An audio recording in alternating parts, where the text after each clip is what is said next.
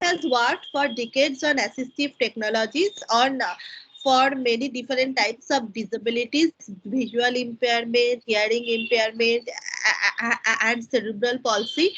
So he has a very in-depth knowledge about these technologies and how should we approach designing assistive technology. And he also has a number of publications in these fields. Tirthankar was instrumental in developing many tools from scratch. But apart from assistive technology, which is more of his additional interest, he is actually an NLP expert. And I think lots of students of Kharagpur have worked with Tirthankar. And so he mainly works in the field of text mining and in particularly in industry relevant problems. So thank you, Tirthankar, and welcome to the class. Yeah, thanks for the generous introduction, Munjida. Okay, so yes, so now you can so you can share your screen. oh, just let me know if my screen is visible. Um,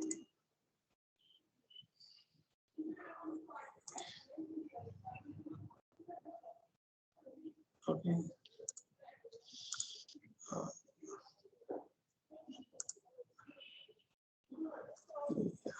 Is the screen visible? Yes, yes. Can you see the slideshow now? Yes, yes. Yeah. Please start. Yeah. So good morning, everyone. So I'm Tirthankar Dasgupta from TCS Research, and today we will be talking about. Although the topic of this lecture is overall alternative and augmentative and alternative communication, but we are going to be specifically discuss about. In this lecture as well as the next few lectures, we are going to discuss mainly on the topic of visual impairment and the technological interventions that we can make to alleviate the problems of people with visual impairment. So this is the gross overview of the lectures that I am intended to finish, within a couple of classes. So initially we will start with a very brief introduction to visual impairment. What are the definitions, the overall statistics, and primarily the challenges that are faced by people with visual impairment. Although most of these challenges can be pretty much understandable by you. But yet we will discuss something in more detail, and then we will discuss about the available technologies. In the second part, we will mainly focus on the issues of reading and writing for people with visual impairment, and we will specifically discuss on topics related to Braille, how we can represent text to Braille and images to Braille and so on. And then we will discuss the topics on the DAISY representations and evaluation of systems. So yeah, so this is the overall plan of my lecture, and then let's see how much we can cover within the given time frame. So yeah. Actually, the problem of blindness or visual impairment is not specific to any geography. It doesn't know any border. So overall, in the world, it has been estimated that around 45 million people faces some sort of vision related impairment, and it is highest in the developing nations. Particularly, you will see countries which are economically a little bit economically back, I mean, there you will find this the uh, the the availability of people with visual impairments are pretty high, and a high proportion of these problems can be preventable through different public health measures, uh, which, if properly implemented, can reduce drastically the amount of these kind of problems. But let's see, I mean, how these things work. So we will start with the very basic definition of blindness and or visual impairment, and there are two basic definitions from two authorities.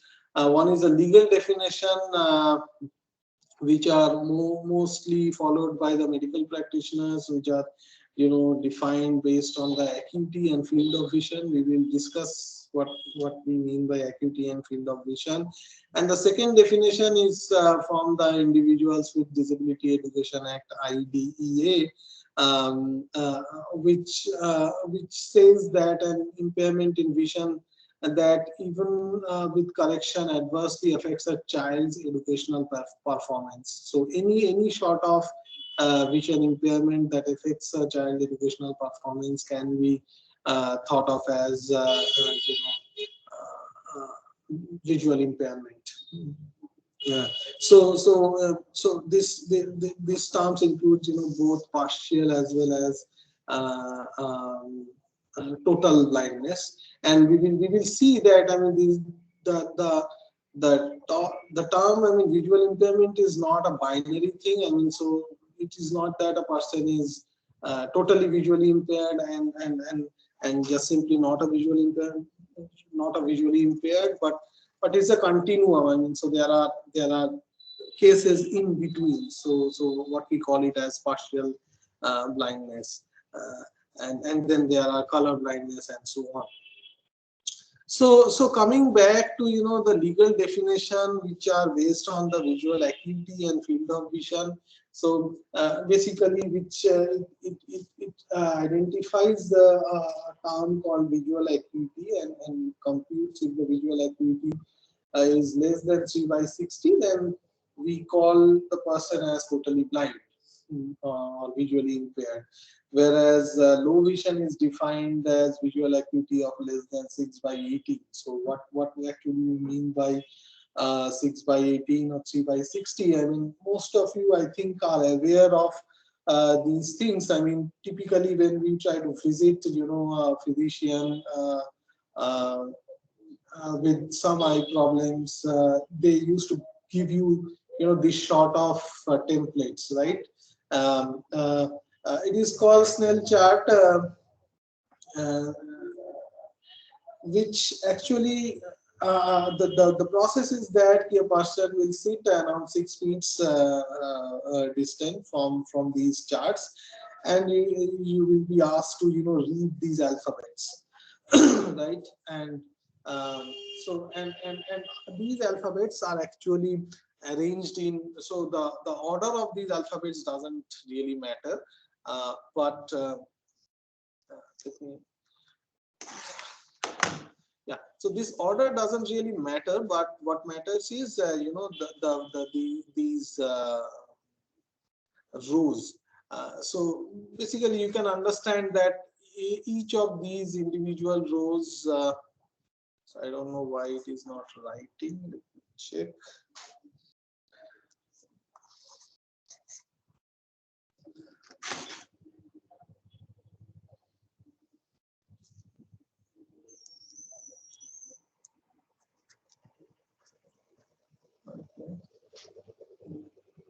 Just give me a minute.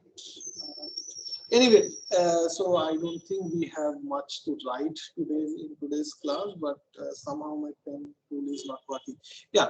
So essentially, I mean, okay. So since probably I am using the Google PPT, and that's why it's not allowing me to write. Yeah. So essentially, what is happening is, uh, So for each layer, you will see an individual alphabets having certain kind of shapes, and I mean the length of these length and width of these alphabets are different as you go down, and if you can read, up to this particular row of the sixth row, then you have your visual acuity is around 20 by 30, whereas if you can read alphabets within the range of row 8, then your visual acuity is around 20 by 20, which is known to be a perfect eyesight, right? And then there are row of 9, 10, and 11, which you can see. I mean, the row number 11 alphabets are very difficult to read by a normal person. And with respect to this, I mean, these the type of blindness or visual impairment actually changes. So more than 20 by 1000 is considered as near or total visual impairment, and um, if we have got a visual acuity of 20 by 20, it means that we have a perfect eyesight. So to give you a overall estimation of the distribution of people with visual impairment across the world, you will see. I mean, most of the countries which are economically backward, there this the problem of visual impairment or blindness is observed at max, particularly in the area of Southeast Asia, West Pacific Asia, and Africa, and so on. And probably, I mean, due to the reason that um, in these countries, I mean, so there are different reasons, I mean, causes due to which, I mean, these visual impairment are observed. Um, Visual impairments are observed, and so this is a very interesting graph, and you can see, I mean, one of the primary reason behind the visual impairment uh, is due to the cataracts, followed by glaucoma and other um, problems. So why I normally give a really very stress to this particular graph, because of primary reason is that now the problem of cataract or glaucoma, these are not observed um, uh, for young age people. I mean, so cataract are something which is observed at a very later period of time when a person is aged enough or elderly enough, right? So now this gives a very important notion of blindness with respect to the time frame. So we have got some kind of visual impairment which is from birth, and there are some kind of some kind of blindness which are acquired through over time, longer period of time. Okay.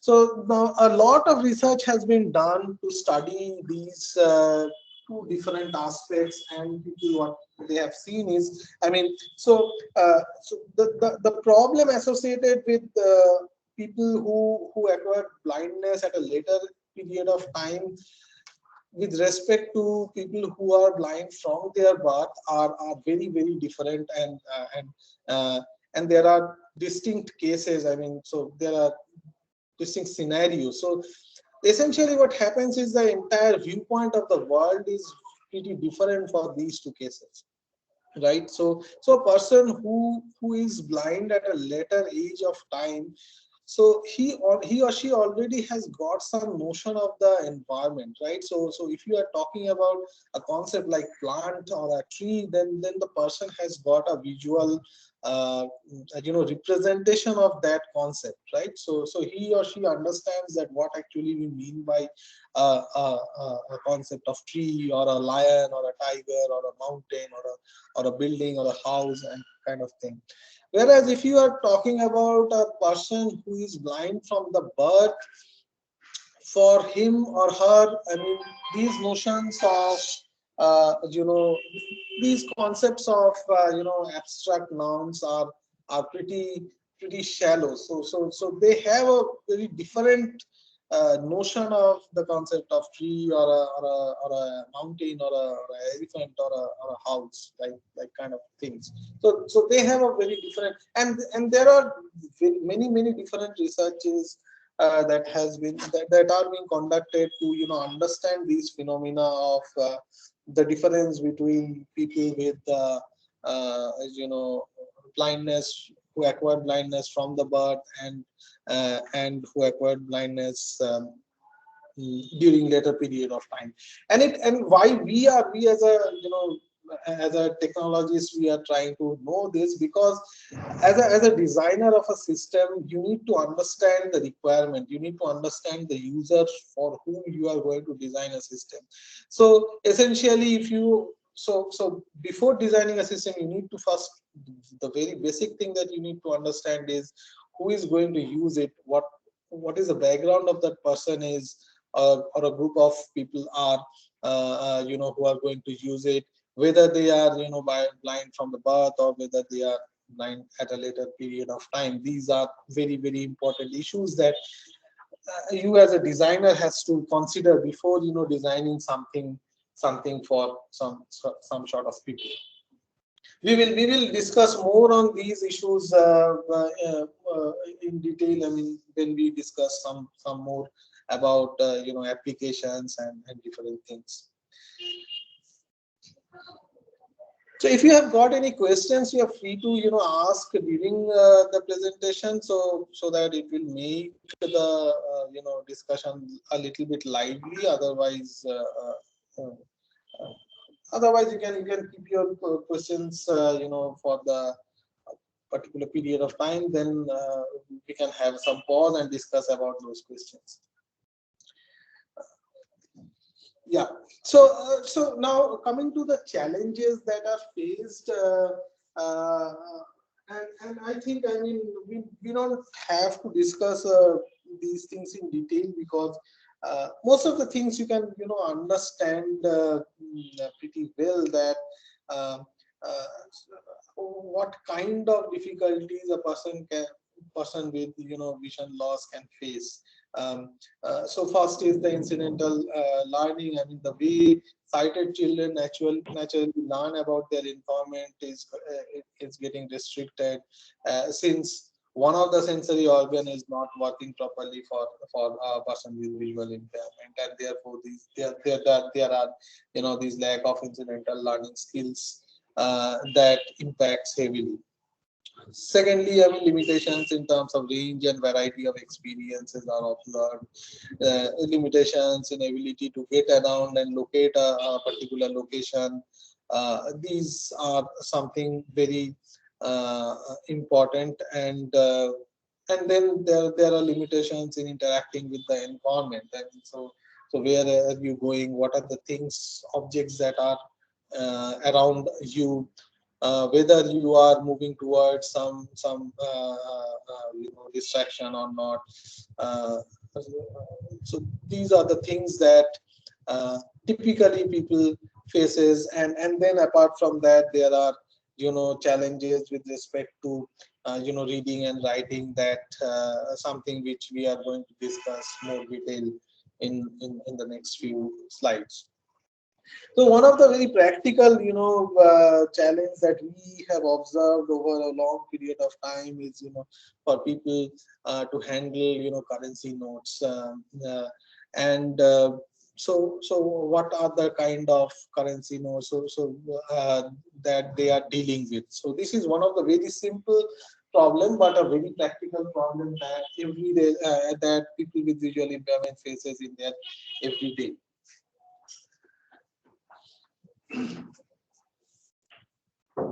So,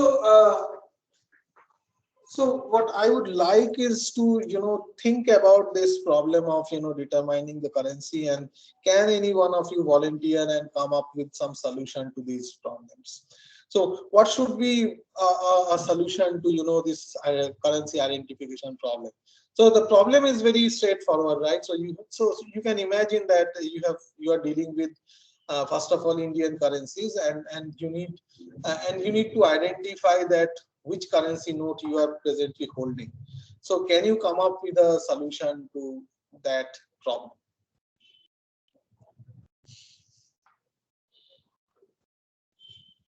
Anyone? So okay, so just to give you an example, I mean, in previous classes or many of the places, people have suggested one solution that we can build a AI technology. I mean, a system which can where you can just place. You can think about your mobile also. You just will switch on your application and you will take a picture of the note that you have, and then in the background there will be a AI system which is going to recognize the particular note, and it is going to classify it as whether it is a 10 rupee note or 20 rupee note or a 100 rupee note. Right, and this is definitely an elegant solution, a plausible solution, which many people can use. The thing is that uh, for building this kind of system, you need to have a huge amount of data uh, to train a model. Then, if the currency changes from Indian rupee to the uh, uh, euros or maybe US dollars or Australian dollars, then separate training algorithms are required. So this is a general AI problem that people faces of creating training set data and then developing a full-fledged model. Uh, but this is a solution. I mean, this is a plausible solution, and many and there exists, actually there are some apps are also there which nowadays, if you can place a particular note, it will recognize and it will just give you a voice output that it is a 10 rupee note or a 500 rupee note. uh, the problem with in Indian scenario or any real scenario is that so these kind of models are very dependent upon the environmental conditions, and say for example in terms of light. So these models will work really well if you are projecting these things, these notes in a daylight or maybe in a proper lighting conditions. And but if during the night, if you are trying to capture image of a particular currency note, the images may not come well, and therefore the model can fail. So and the false positive or the false negatives are really very essential in these cases, because the person is going to lose some money over if there are problems of false positive and false negative. So the model has to be robust enough to deal with these kind of situations. Secondly, I mean, there can be issues of I mean, typically people used to fold the currency notes in different ways. There are different writing markers over the notes. So, I mean, typically some people have some habits of writing something in these blank positions. And if those things are there, then many times it has been observed that those AI models fail to detect those kind of notes properly, the currency notes properly, and as a result of this, the model will fail. Now, the point is that whatever we are designing, uh, although the AI based models are a plausible solution for this, but whatever you are designing, it should be robust enough to the cases that we have discussed so far. Hello, sir. Yes. Sir, why cannot we have Braille on notes? Why cannot we? Braille scripts on Braille notes. sticks, yeah. So this is a good idea, but the thing, just imagine about the cost if you are going to incur over if you are going to emboss Braille strips over every Indian currency notes. So Actually, yes, Shankar, I think so. They actually also need to be told that this braille, you just cannot print it on any kind of right, sheets. right, right. You need a special type of sheet to actually have the proper embossing. Yes. So I think that is going to increase also the weight of the note, the width and the cost. So a 10 rupees note cannot cost, more than 10 rupees to Yes, make. so that is what my point is. In order to emboss something, you have to incur some extra cost, and it should be drawn to all the notes that possibly you have already printed, as well as which you are going to print. So it's not a feasible solution. It may be a solution, it's not a practically feasible solution to this, secondly, there is a issue that Manjita has mentioned, that you cannot emboss brailles to every pages. So we will discuss about these things. So braille require a very special type of thick papers over which the dots can have to be embossed. But I mean, in one of the solutions that recently, I mean, in many of the notes you will find is, certain kind of embossings are there, over which if a person puts their hand, they can identify those embossings, and they can identify the note, the currency value. So, but again, the problem lies in the fact that if the note is a new one, then identifying those embossings by putting your fingers over those notes are going to be easy. If the notes are going to be older enough, used frequently, then those embossings are going to be fade out, and it becomes very difficult for a person to put their fingers and understand the currency value. Typically in 500 rupee notes you will find those kind of embossings. There can be, I mean, many other solutions, but I mean, people from different fields, they are trying to do different sort of solutions. But one of the very elegant solution that came up from within the blind community is in the form of this. This is a 5 rupee coin, 5 rupee keychain. Uh, it's a plastic made, very low cost. It doesn't have anything, but it is one of the most elegant solution that people have came up with. It actually does nothing, but it measures the size of the notes. Okay, so in the previous slide you can see that, so every currency note, they used to have a specific size. Okay, now this size, uh, in general you cannot measure, since you are visually challenged, so you cannot measure the size of a note by just placing your hand over it. But what they've innovated is, this kind of a device where you have to just, in the right hand side you can see, you have to just fold a given note and place it over this particular keychain device, and here you can see the markings 1, 2, 5, 10, 50. So these are essentially the length, measures the length of the individual note, and once you measure the length, you can identify so at which point your this ending is occurring, and based on which they can identify the currency. So every note usually has got a length, very specific length, and based on that length you can identify the currency values. And this becomes a really very popular solution within the blind community, and people used to utilize this. And this is, see, the thing about the elegancy, I mean, it's a very lightweight, very low cost. You can just carry this keychain within your pocket, anywhere, everywhere. It doesn't matter on which lighting conditions you are. You just have to, get a note. You have to measure its length, and you can very easily understand the currency value. Now, and so that is why the reason I was mentioning this solution is that whenever we as a technologist or developer, we try to design a solution, we always try to think about, some very uh, mumbo jumbo kind of solutions. But maybe there are some of the solutions which are very easy, low cost, and very easy to implement. uh, uh, which can really solve a very practical problem in general. So we will see a lot of these kind of things in future also.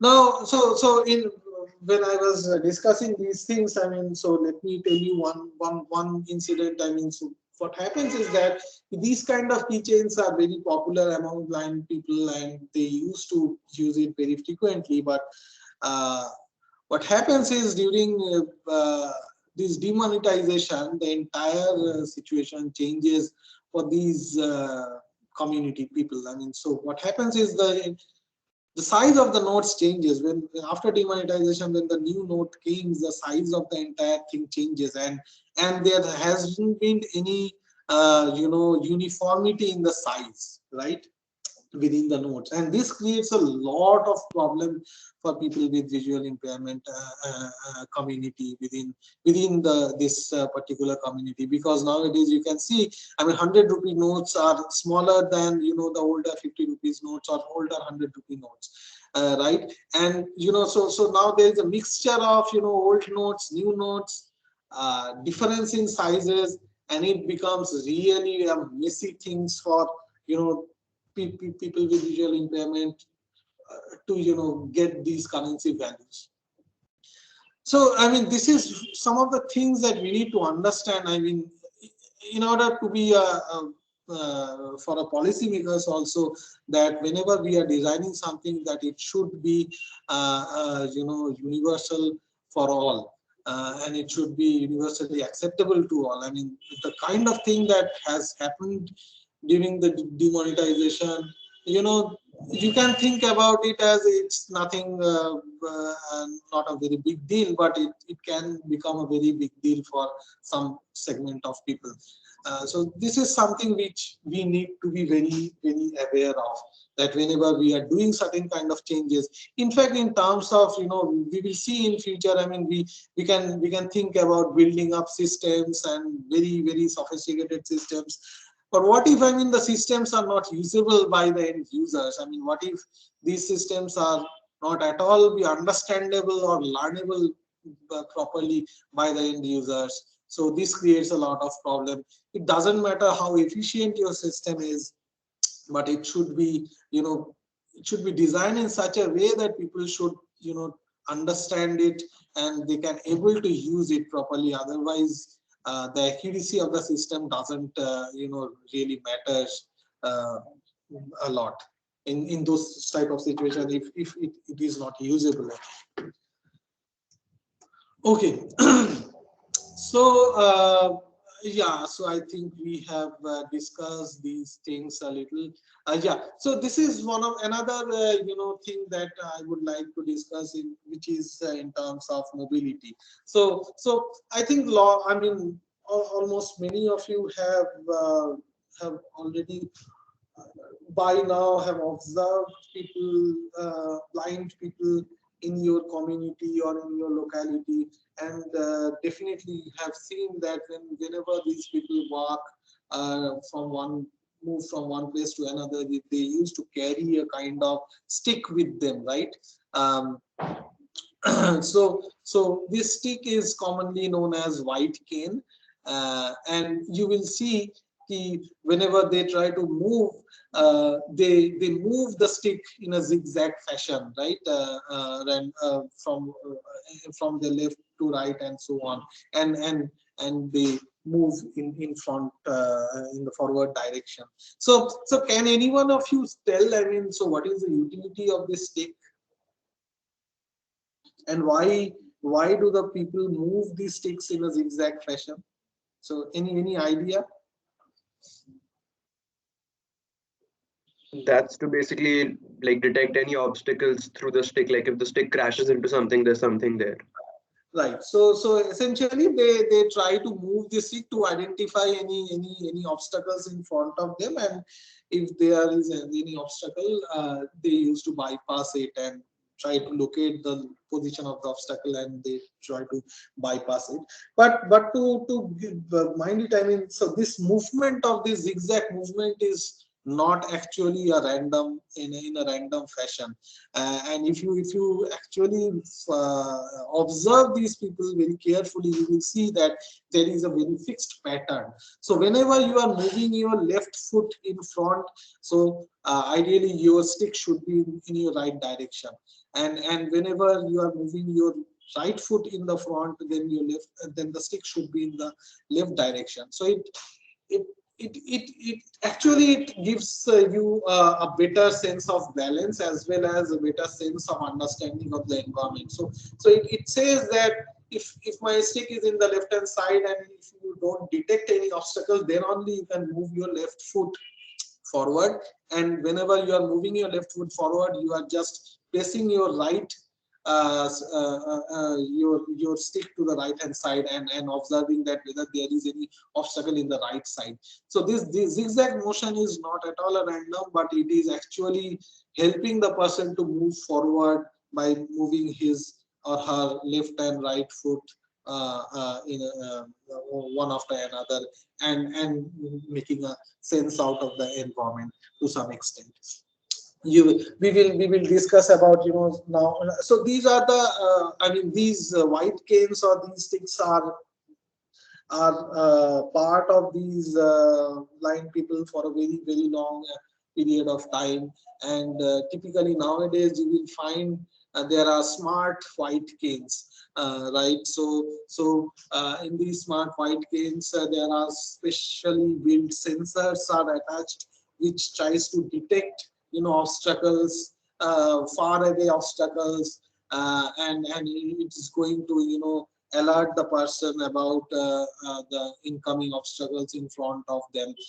There are more sophisticated sensors are there in terms of video image capturing, which captures certain kind of video images in front of them and try to identify the what kind of obstacles are there, and whether some of the obstacles are very severe or not, whether some of them are less severe. So in terms of severity also they can give you certain kind of alerts, and based on those alerts the person can plan his or her movement accordingly.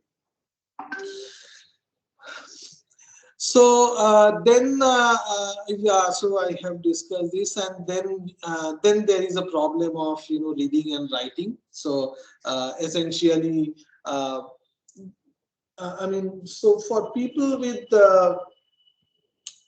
you know partial blindness, I mean, there are ways of uh, handling these reading and writing. There are both technological interventions are there. There are more non-tech interventions are also there, which we are going to discuss. I mean, but those non-techs are mainly for people with partial visual impairment who can see a little bit, but they are not very have got some accurate uh, uh, vision.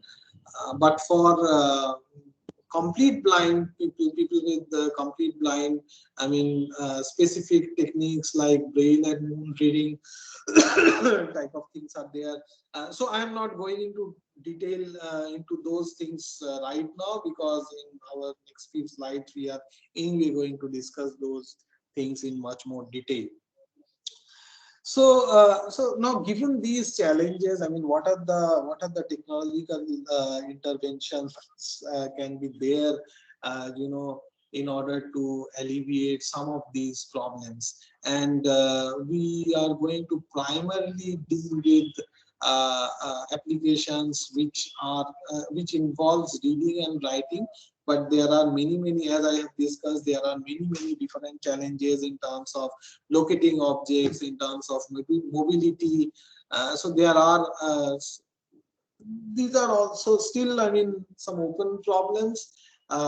Still there are researches going on, prototypes have been there. We are going to discuss, I mean, some of those things in our later slides. But so let's start with some of the very basic technologies that can be used to alleviate the problem of reading and writing. And and one of the technique is known as screen magnifiers.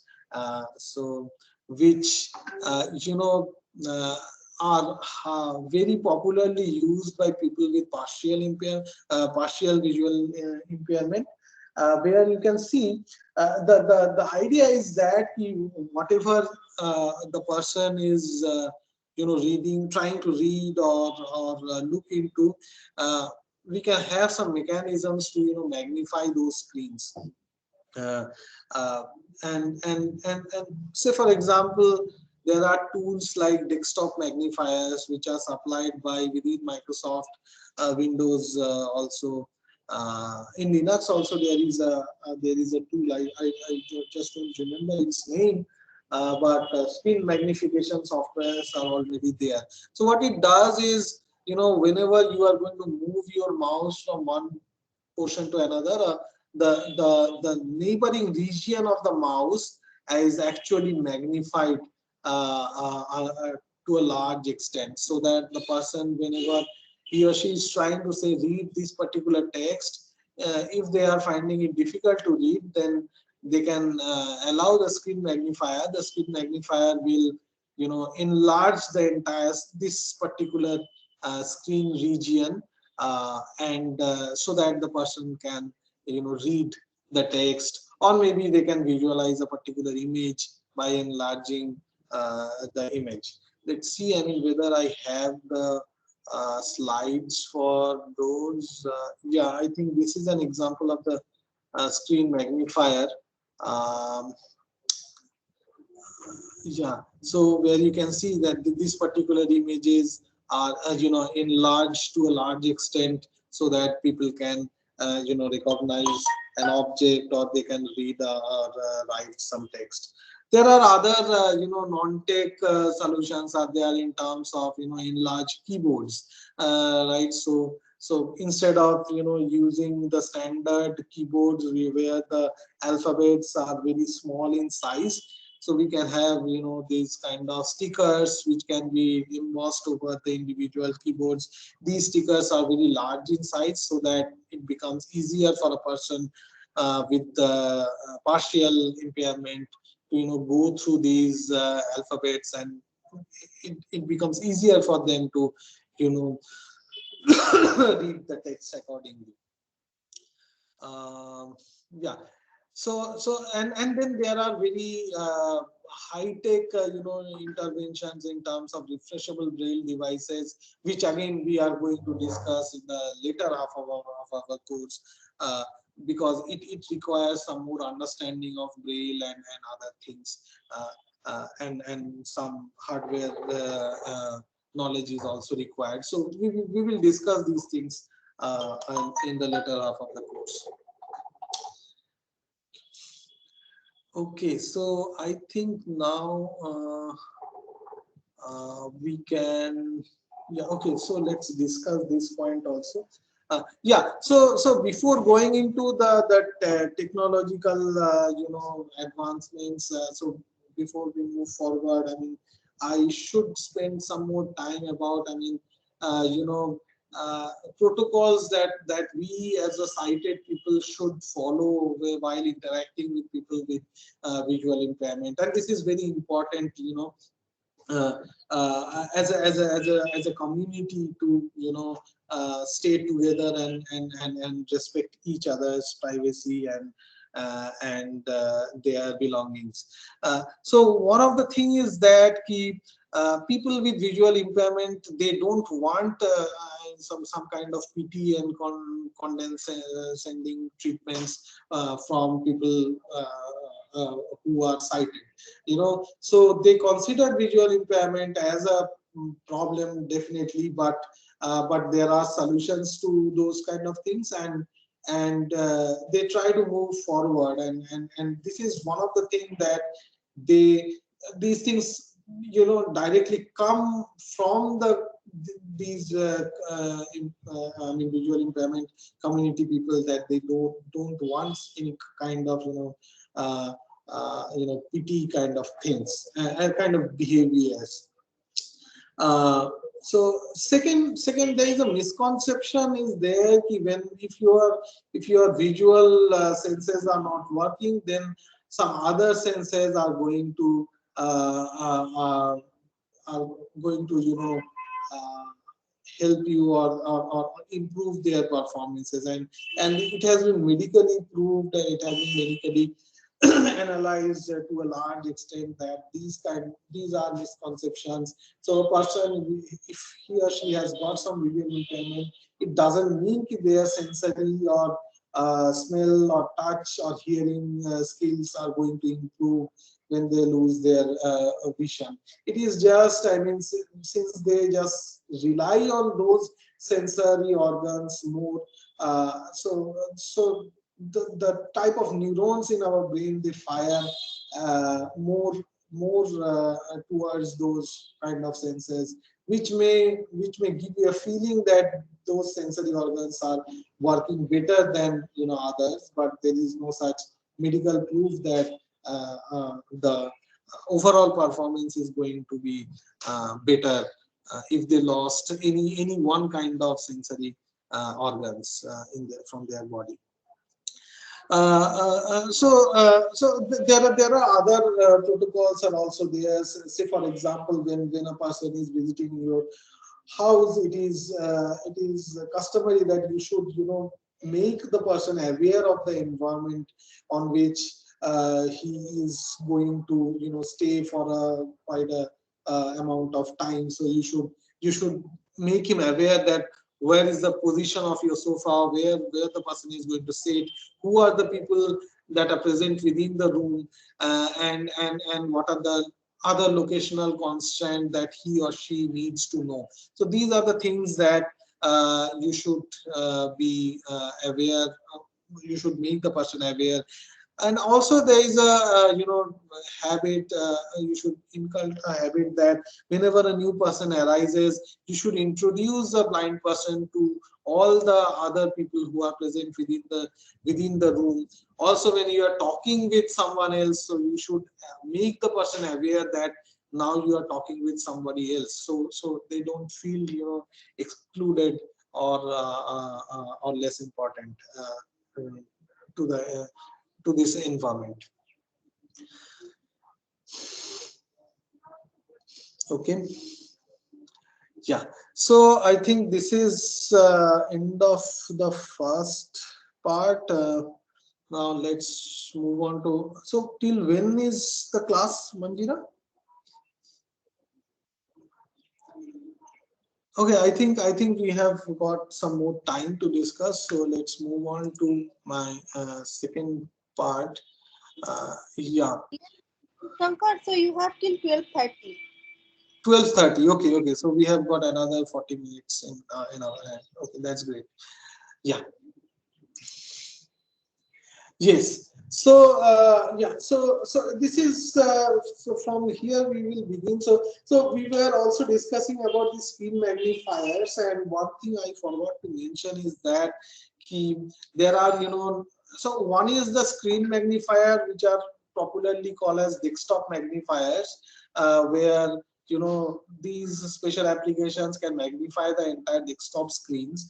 And nowadays there are more portable version of these screen magnifiers which comes within the mobile. So recently I think many of you can may be aware that recently IIT Kharagpur has also built up this kind of mobile based magnification tool, which can be utilized to read text documents. So this is a tool that can be utilized in both ways. You can enlarge an image, you can read out, enlarge a particular text from a book, and there are specific features of OCRs that is embedded within the application itself. So what it does is, now it's instead of only enlarging the content of a book, it also tries to recognize the text contents that has been written within the book. And once the text content is extracted, so there are inbuilt text-to-speech mechanisms are there, which will allow the application to read out the entire text. So here now a person doesn't have to focus more on the textual content and they have to read it, but they can simple by clicking a particular button, they can the entire thing can be read out also. Now there are many advantages of that. So say for example, I mean, so these tools can be used not only to read books, but many a times people use them in classroom settings also, so that the blackboard screens where a person is where the teacher is teaching, those blackboard screens can also be enlarged and can be viewed very easily using a mobile or using a tablet screen, which are a little bit larger in size. Maybe later Manjira will explain you more in detail about how these tools work with some videos and examples. Um, but right now, I mean, so this is to give you an overview of this mobile-based magnification tool that IIT has developed recently. Yeah, so yeah, so now coming to our initial discussion of the problem with people with total blindness or the total visual impairment, and what we have uh, seen is the screen magnification techniques can be utilized mainly by the people with partial visual impairment. Mm. By the way, I mean, when we were discussing this tool, I mean, so one thing we need to, so there is a limitation of this particular application in terms of image magnification, right? So in terms of text, to some extent, people have done a lot of things by capturing the OCR, and then they can be magnified to a very large amount of font size, or they can be read out properly. But when we are dealing with images, I mean, enlarging the images, I mean, to some extent is possible, and beyond that, it creates a lot of problem, because whenever we are capturing an image, it becomes a raster image, and enlarging a raster image beyond a certain point of time will make the image pixelated, right? And it becomes very difficult to perceive the image properly. And so this is still now an open research problem that people from various universities are still trying to overcome this difficulty. So one of some solutions are there in terms of converting the raster images into vectorized forms, and then trying to make it as enlargeable as possible. So there are certain techniques are there, but still, I mean, it's an open research problem on which people are working, and I will encourage, I mean, any one of you, if you are interested, then you can connect with us, and you can come up with some projects to work on these problems, these complex problems. Yeah. Now starting with the visual impairment, I mean, reading and writing for people with complete blindness, and what we were discussing is the technique using which people blind people used to. So when we are talking about blind people, we mean now from now onwards we will primarily mean people who have complete vision loss. And for them, reading and writing becomes a problem, and for that, I mean, a long ago, a technique has been derived called the Braille by Louis Braille in around 1821. So there is a nice story behind that. I mean, this technique was actually developed during the First World War, where Napoleon demanded for a code that soldiers could use to communicate silently and without light during the night. And at that time, it is called night writing. And since then, I mean, this particular technique has been, modified a lot, and then we came up with the notion of braille writing. So what braille is? So I hope, I mean, you have seen these kind of embossing braille markers. So you will see these are the pages, and here you can see some dots are there which are embossed, right?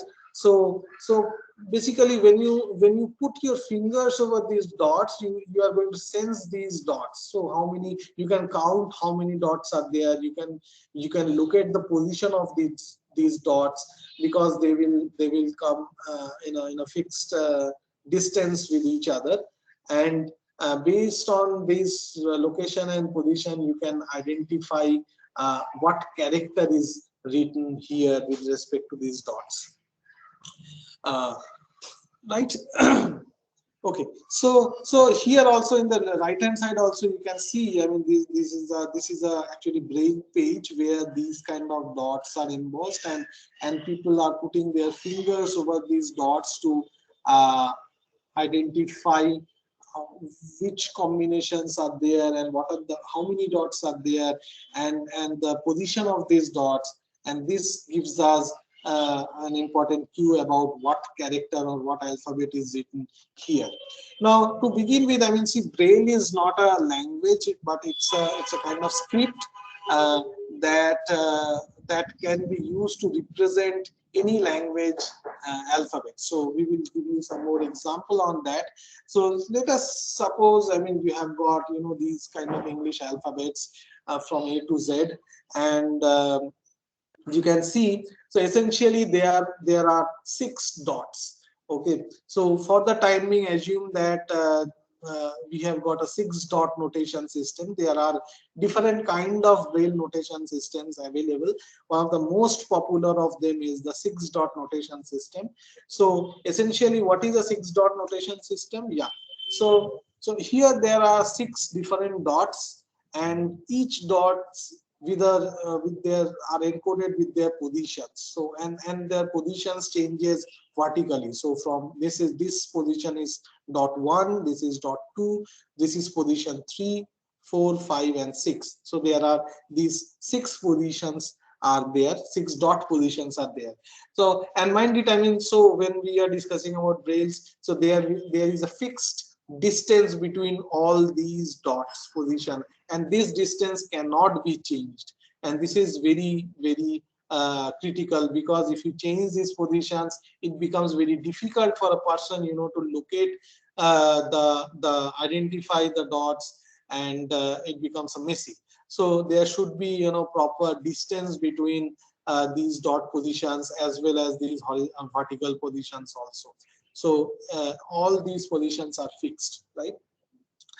Now since there are 6 dot positions, so there are 2 to the power 6 different combinations can be possible with these 6 dot positions, right? So it can be all 000, the 00001, 00002, and so on. So since there are 6 different positions, there can be 2 to the power 6 different options of creating, I mean, this many number of alphabets can be generated using these 6 different dots. So we are subtracting it with 1. Why? Because all 0 position doesn't mean anything. So all 0 means there is no dot raised, right? And no dot raised means, I mean, this portion, you can imagine it as this particular portion which is totally blank in nature, right? So we can't have all 0 positions, so we subtract this 2 to the power 6 with -1, and the resultant is 63. So 2 to the power 6 minus 1 is 63. So essentially, using these 6 dots combinations, we can represent 63 different alphabets, right? So and for English, it is pretty sufficient, to represent all the 26 alphabets using these 63 different locations, right? So, but we will see for other languages like Indian languages or maybe Chinese, these 63 dot positions are not sufficient, and we will see how to deal with those things. But to start with simple points, we will begin with these 63 dot locations, and then now you can see, I mean, we represent every alphabet not with the dot but their positions, right? So when we represent, say for example, this particular dot represent an alphabet A, so either we can say it as A, or we represent it as by the position 1, right? So similarly, we represent this particular dot combination as position 1 4.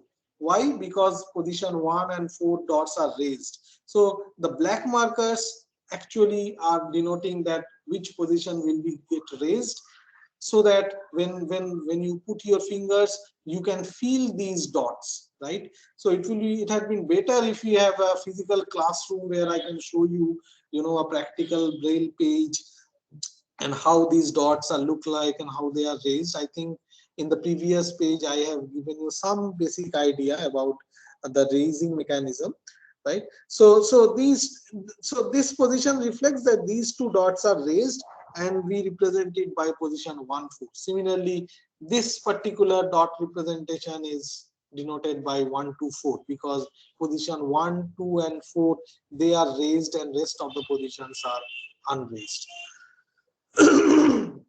So in this way, I mean, we represent braille characters, and let's see, I mean, how we can represent now an individual alphabet. So when we encounter the word the character A, it is represented by this particular single dot, which is represented by 1, right?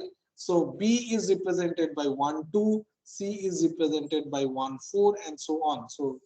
And if we are trying to represent a word with the braille, so when we encounter a individual word, then we segregate these words into the individual alphabet. So ant is segregated as A, N, and T. So for A, there is a specific braille representation. For N, there is a very specific braille representation, and for T, there will be a very specific braille representation.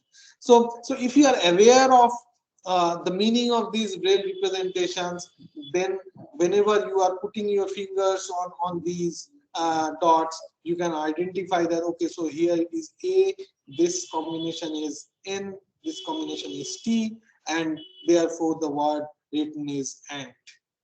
Similarly, if you put your fingers on this position, it will say that it is written as V, this is I, S, U, A, and L. So the word will be visual and not anything else, right? So the process is pretty simple for English, and you just for if there are every for every individual character there is a definite braille representation, and if you just observe this braille representation, if you identify the dot locations, you can easily read any English text that is available to you. Right? So, but now the question is what are the different representations of English alphabets? So this is the general dictionary of all the English alphabets and corresponding braille representation of all English alphabets. And if you observe these representation, you will see that remembering these alphabets is not a very big challenge. So all you need to remember the first 10 alphabets. So from A to J, you need to remember, you may have to remember the individual representation. So A is this, B, C, D, E, F, and till J. So you may have to represent this, and you will see there is a fixed pattern of within this representation, and you will see in the first 10 representation, all the the end row is blank, right? So all the changes that are there is in the first 2 rows, right? So this is 1, this is 1 2, this is 1 4, this is 1 4 5, and so on. Now for the next 10 characters, you will see all the left hand. So if you are able to remember these positions from A to J, you are going to remember all the alphabets position, right? So all you need is, for K to T, what you need is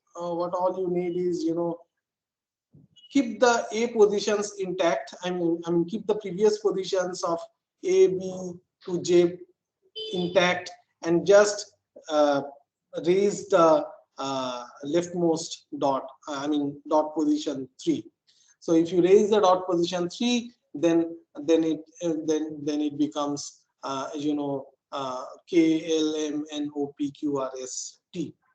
Similarly, if you go by the from U to Z, you have to not only raise the dot position 3, but you also have to raise the dot position 6, and therefore you are actually remembering all the rest of these characters, right?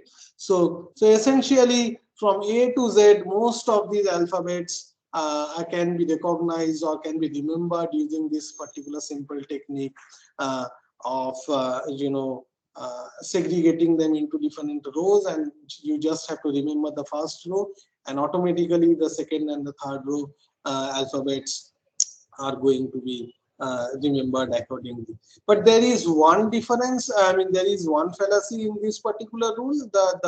The representation of W is different with respect to all these things, and you will see here only the dot position 6 has been raised and not the third position has been raised. So there is a specific reason behind that. So it's consider it as a home task that why W has been assigned a different dot position with respect. Why this W is not fitting into these rules. So you can have a study in your home and come up with the answers, right? So there is an interesting answer behind that. Okay, so now we are able to represent English alphabets in Braille. Now the question is that in any text there is not only alphabets, but there are other kind of markers are there, like punctuation markers. There are numericals. How we are going to represent them? The solution is again very simple.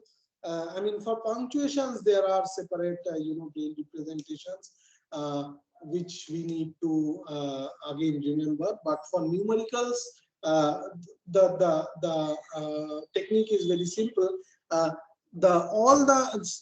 All the digits from 0 to 9, they all these 10 digits, they come under this first row. So the representation of 0, 1, 2, 3, 4, 5, 6, 7, 8, 9 is going to be same as from A to J. So these are the first 10 characters within the English alphabet list, and for all these first 10 characters, the numericals will be also have the same representation that we have.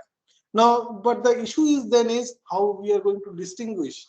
So what we are trying to say is that the representation of A and representation of 0 are going to be the same Braille representation. Then how we are going to identify that whether some number has been written or an alphabet is written at a given this Braille representation.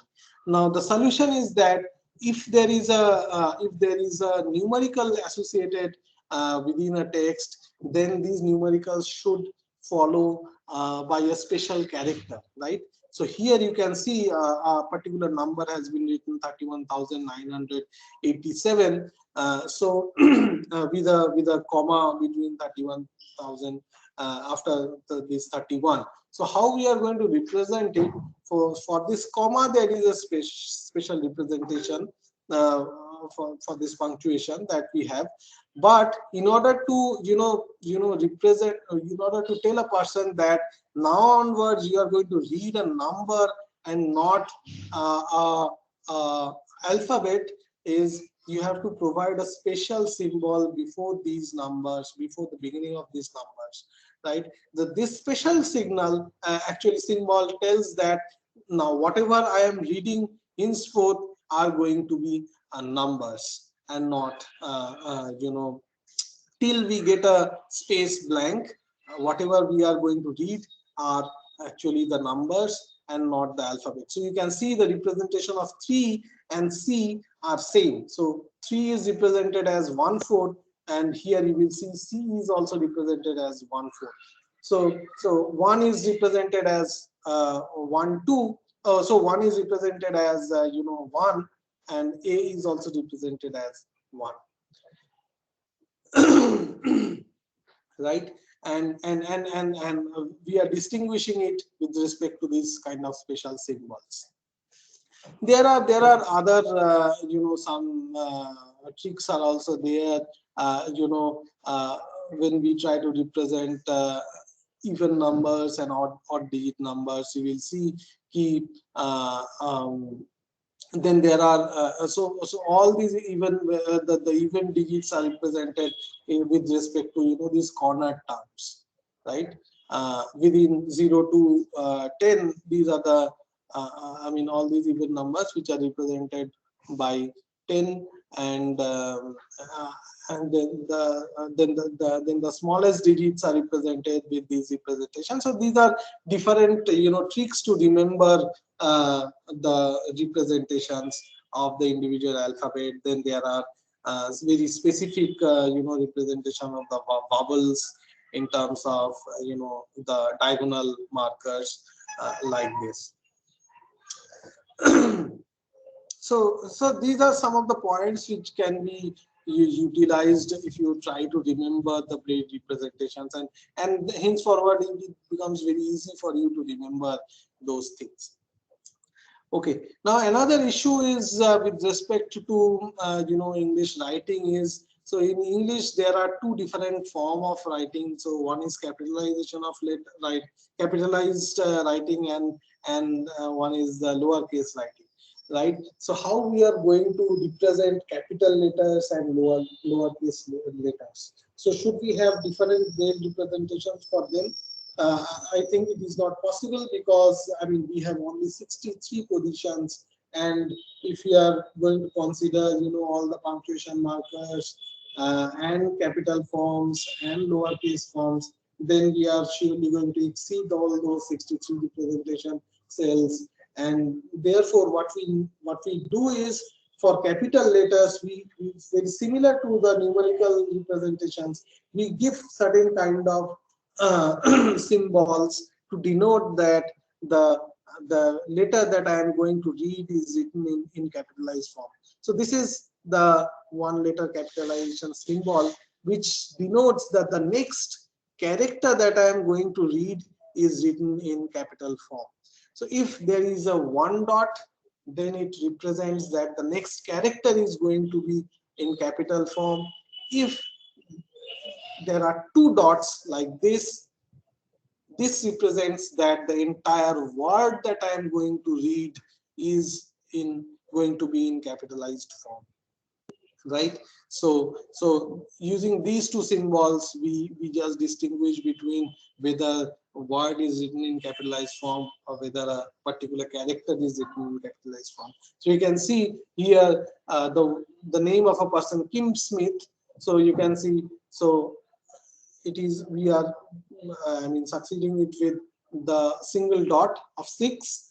Here also for Smith, we are giving it as single dot, as so that it will convey the message that S is written in capitalized form. It will convey that the K letter is written in capitalized form, and rest of the letters are in small letters. Similarly, S is written in capitalized form and rest of them in small letters. Whereas in BA, where the entire word is written in capitalized form, is represented by these 2 dots. Okay, so now this is the notion of capitalization. Now we have represented individual lowercase alphabets. we have represented numericals. Now, what about equations? How we represent equations in Braille? So definitely, I mean, for different kind of operators, some of the basic operators, there are Braille representations, and surely now you can understand that. I mean, if we try to represent everything using a using the Braille, then the 63 positions that we have discussed so far, they are not sufficient to sufficient to represent all the things that we write typically. So all the different punctuations, the uppercase letters, lowercase letters, now the equations, everything is not possible to accommodate within the 63 positions, and therefore we need some other mechanisms to deal with them. And one of the solution is that we can have combinations of Braille cells to represent one particular unit. So say for example, now this multiplication can be represented, or the multiplication can be represented using two Braille cells. So here you can see, this is the character. I mean, we interpret it as multiplication maybe, but there is another character X. We can also interpret as multiplication. That is upon us how we are going to, which one is going to be interpreted as multiplication and which one is going to be interpreted as a star. That is upon us. But for every these characters, I mean, there can be multiple representations of the same thing, right? So similarly, I mean, for this cross, for division, there are multiple Braille cells are used to denote one single character representations. Now, so now to some extent, I mean, we can represent these mathematical operators to using Braille cells. But how about the equations and how we are going to deal with that? Now, there is no such elegant method, but there is a technique which is called the Nemeth Braille code for mathematics, which has got a very specific way of representing the mathematical equations using Braille. And if you are aware of the LaTeX environment, I think many of you who have written, I mean, formal documents, you will find there is a LaTeX editor using which where you can represent equations very efficiently, and for that you have to write separate scripts to write equations. So for example, I mean, if you try to represent this complex equation in a textual format, so in LaTeX, what we write is we write it in it's kind of scripting language similar to HTML or XML kind of thing, where you start the equation with a begin equation marker, then there is an end equation marker, and within the equation you are actually writing the entire equation in this particular form. So /int signifies an integration ranging from 0 to x, and then there is a /frac which represent a fraction means 1 by 2 multiplied by sigma, and then there is a exponential function to carrying the t to the power t square. Again, there is a fraction of 2 sigma, and then there is a differential function dx. So the entire equation can be represented linearly here in form of a LaTeX equation, right? So we as a when we write formal documents, we very frequently use this LaTeX editor to write equations, and there are equation rendering engines are there which can render. So you write this kind of linear form, and it is going to render it in form of these kind of beautiful equations. So what the Nemeth editor or the Nemeth style does is it takes these kind of LaTeX style representations, and then it tries to for every parameter, it tries to convert them in terms of Braille. So for begin equation / begin equation, there is a Braille representation. So /int, there is a Braille representation, and so on. And in this way, we can represent the entire equation using, we take a use of this linear equation style format, and then we represent it in an equation format. And when a person is going to read, or when a blind person is going to read this, he or she is going to read it like this. So begin equation /int 0 to x, then /frac 1 by 2 into sigma, like this kind of things, right? So although it becomes a little bit difficult, but this is a way, and this is one of the very popular way of reading equations for people with visual impairment. Okay, so now once we so these are the different mechanisms through which we represent different textual formats to Braille. So now we have learned how to represent alphabets. Using alphabets, we can now construct words in Braille.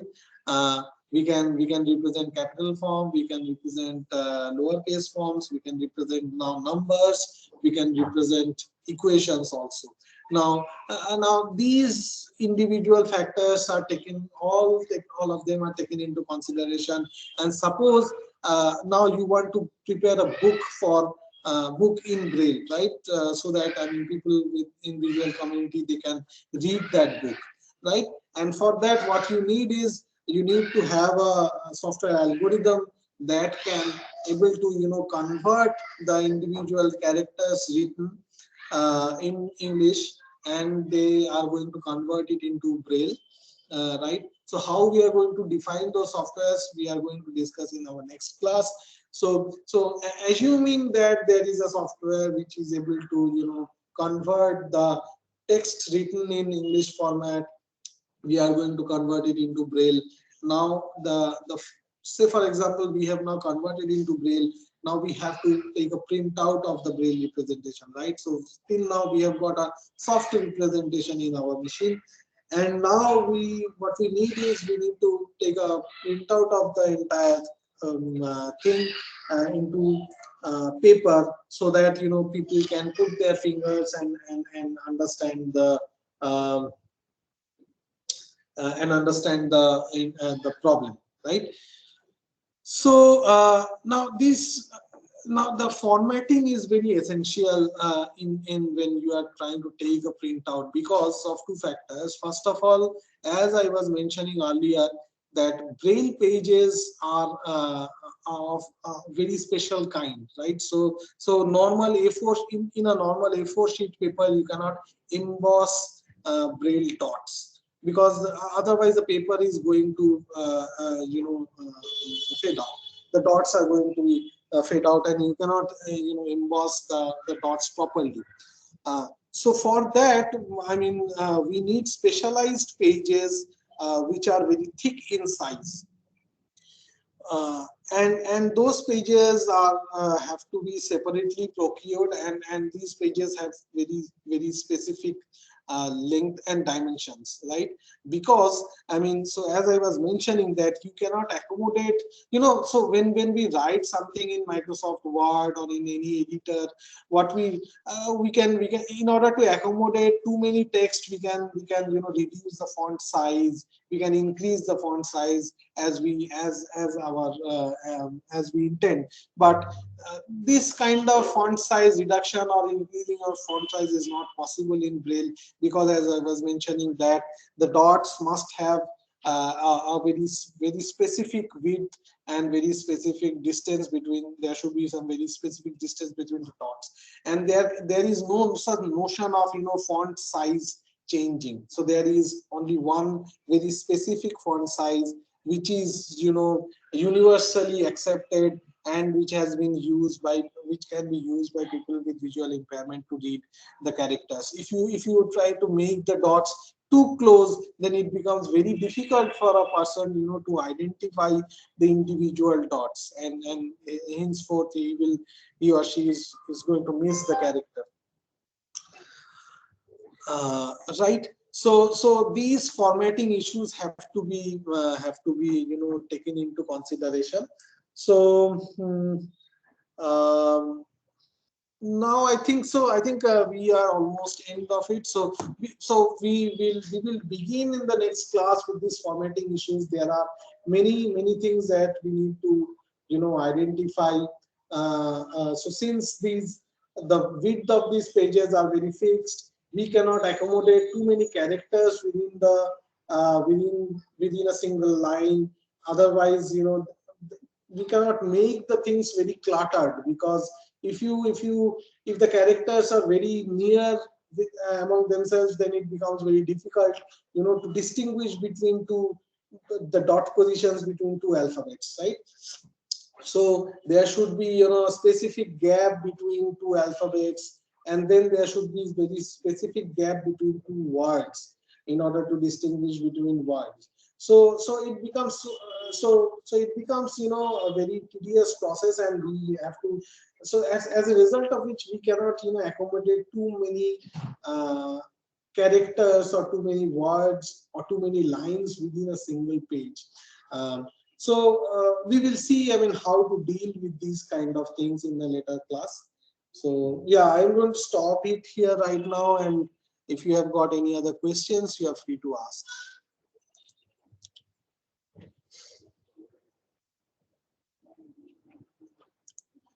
Yes. So any questions, anyone?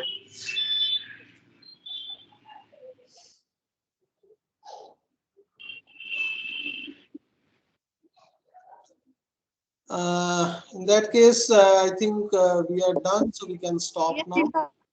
so thank you for today's class, and we will have you in the next classes also.